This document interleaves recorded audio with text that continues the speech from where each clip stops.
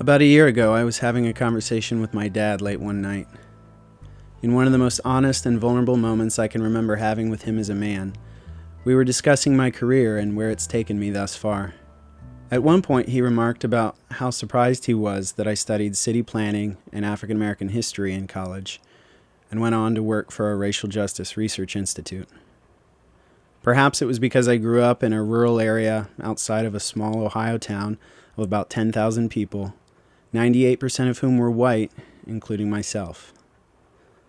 Although he didn't really go on to explain exactly why this vocational path had come as such a surprise, it was a comment that made me wonder, how did I get into this kind of work, coming from where I do? I began to trace back the course of my life, reflecting on some of the most formative memories from childhood. I loved going to Cleveland with my dad for baseball games. We would go 5 or 6 times a summer. We went to games early, riding the RTA into Tower City, then walking over to Jacobs Field for batting practice, and catching the last train out of the city after collecting post-game autographs.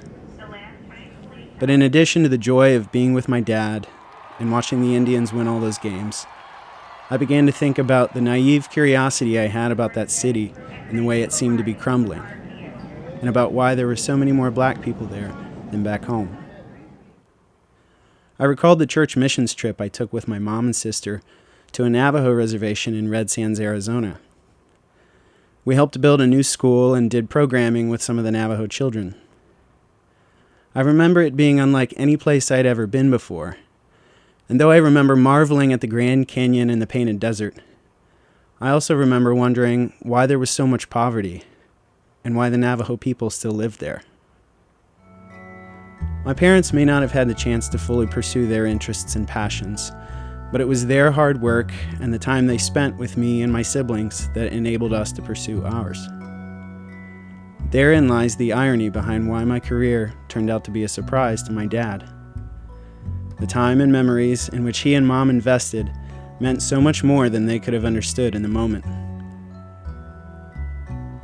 I started thinking again about those questions that must have continued to float around somewhere in my adolescent mind, and about how I responded to them. What should we do with the burning questions from our youth, the ones that are often over the heads of grown-ups, not to mention wide-eyed kids?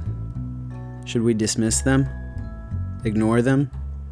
Do we bury them and move on to questions with easier answers? Or do we make them our life's work?